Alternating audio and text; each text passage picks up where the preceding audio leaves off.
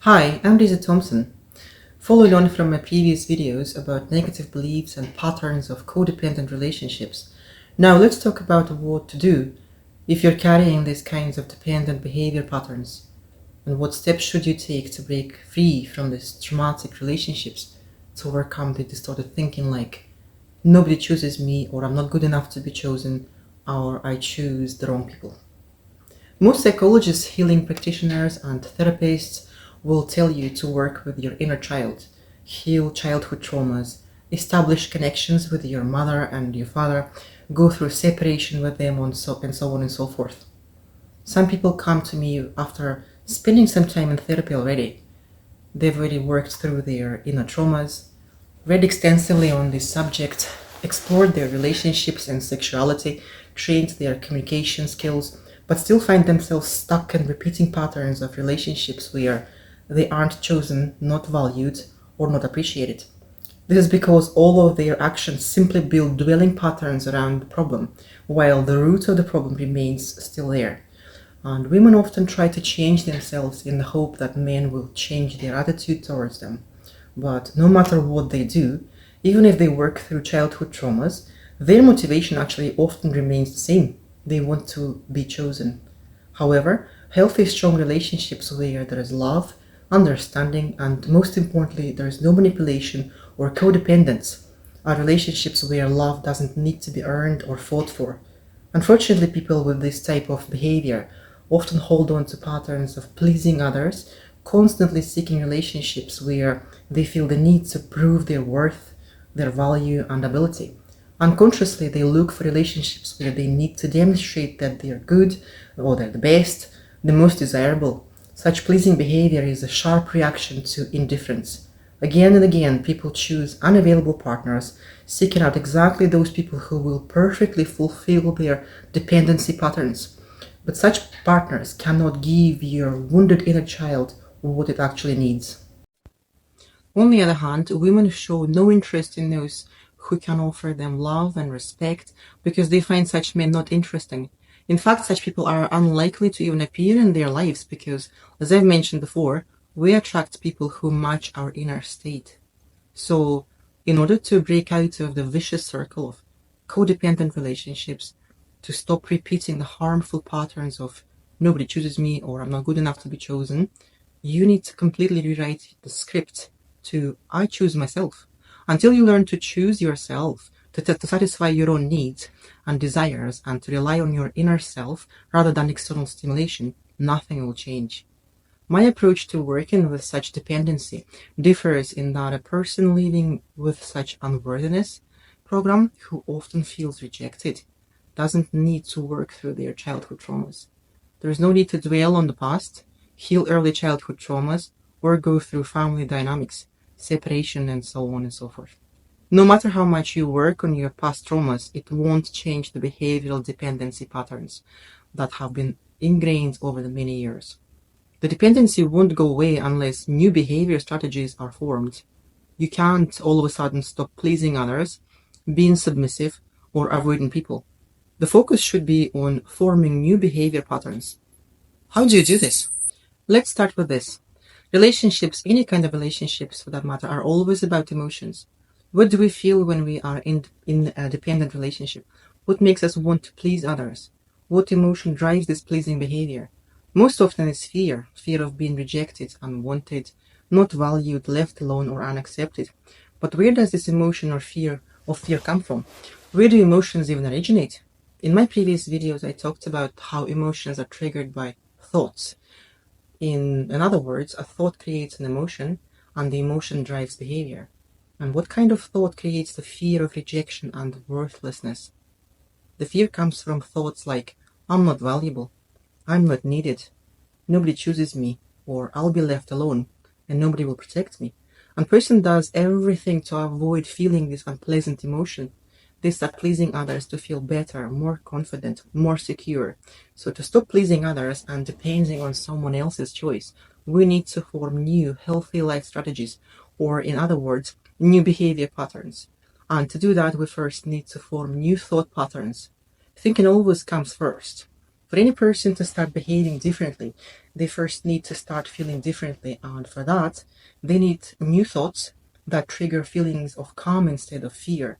We need to train our minds to choose different thoughts instead of I'm not valuable, I'm not needed, nobody chooses me. The first step in working on dependencies in relationships is that deep work with thinking. Through transformational techniques that eliminate cognitive distortions, illusions, and negative thought patterns. My system focuses on what's called the cognitive triad. First, a person's thoughts about themselves.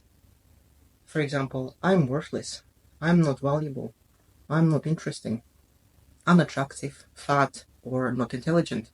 Second, thoughts about the other people. For example, people are mean or bad. There's always somebody who is just not good enough and stuff like that. And the third thought pattern is about the world.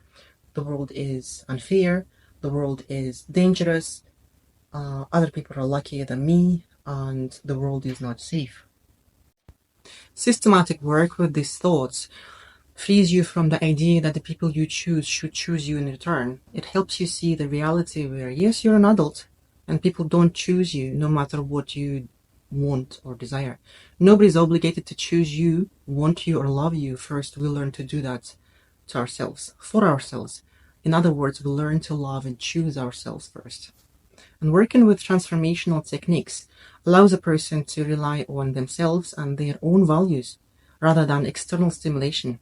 They stop trying to please others, stop waiting for approval or acceptance, and stop depending on attention and praise. This gives them the ability to feel happiness and joyful calm from within, using their own inner resources, and no longer need external stimuli in the form of stress, abuse, or conflict. The second stage of work involves emotional regulation skills. The only motivation for any human being is the desire to feel better. Nobody wants to feel fear, helplessness, guilt, or resentment. So after working on thoughts, the next important step is for me to give my clients the ability to regulate their emotional state.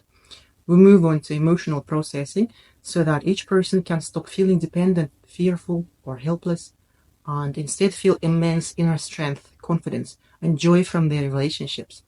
At this stage, a person moves from a state of confusion and unconsciousness to a mature adult position where they choose themselves, their goals, dreams, and comfort instead of prioritizing someone else's comfort at their own expense.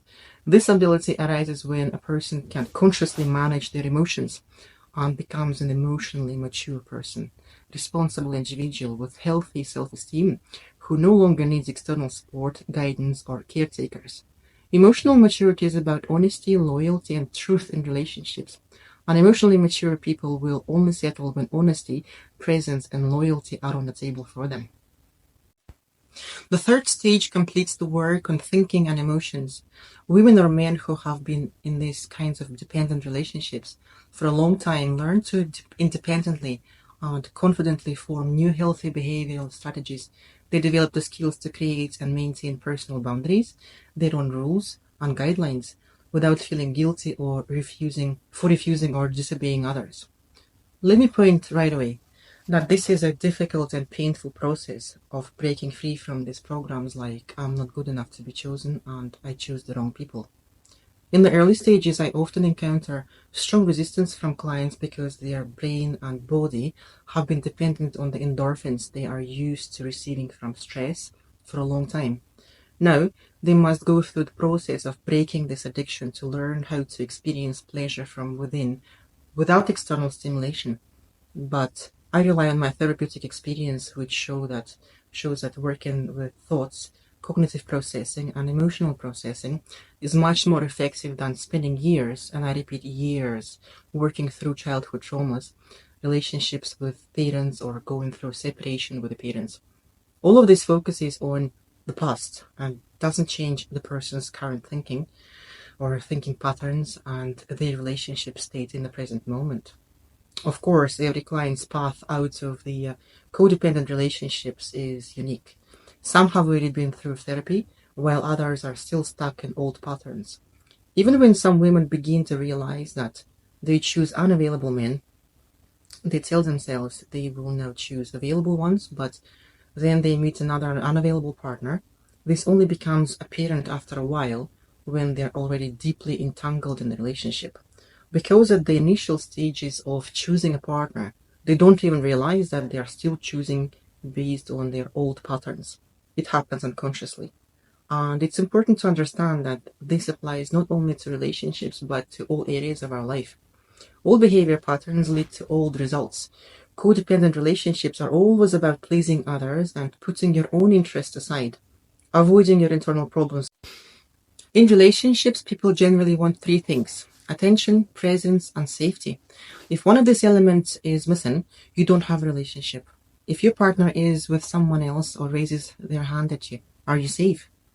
If they're spending a lot of time with others instead of you, do you have their attention? It's time to stop hiding and closing your eyes to the facts. Covering your eyes like a child saying, I don't see and I don't hear, is not about relationships. It's about emotional immaturity. And children cannot build relationships. They need to go to school or kindergarten. Seeing the facts clearly without distortion and stopping to live in illusion is emotional maturity, without which healthy relationships cannot exist. That's what we call emotional maturity opposed to childish outlook. When a person decides to take responsibility for their emotions and their behavior in relationships and understands that nobody can make them happy for as long as they prefer to please others to make themselves falsely feel good. If you can't rely on your partner, you don't have a partner.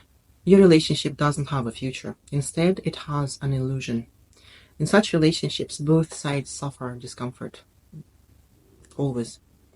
Let's summarize a little. If you find yourself repeatedly stuck in the same scenarios of dependent relationships, attracting problematic people who don't show interest in you, who devalue or hurt you, this is a reason to go to therapy, to stop viewing life through negative thinking patterns. Stop telling yourself each time that next time it will be different and I won't let this happen again. You don't break out of these kinds of relationships patterns gradually or through promises. Just like appendicitis isn't removed in pieces, being in unhealthy relationships is a symptom. The cause is inside of you. And only by fixing that you can break the cycle. When the pain inside you is gone, you stop radiating it. You no longer project your illusions and distortions outward. For those who want to break free from dependent relationships, stop making harmful compromises, stop causing pain to themselves, and get rid of repeating patterns once and for all. There are methods of opportunities to do this within a clearly defined time frame, without delving into the past, without self-digging, accusations, self-criticism, or fear.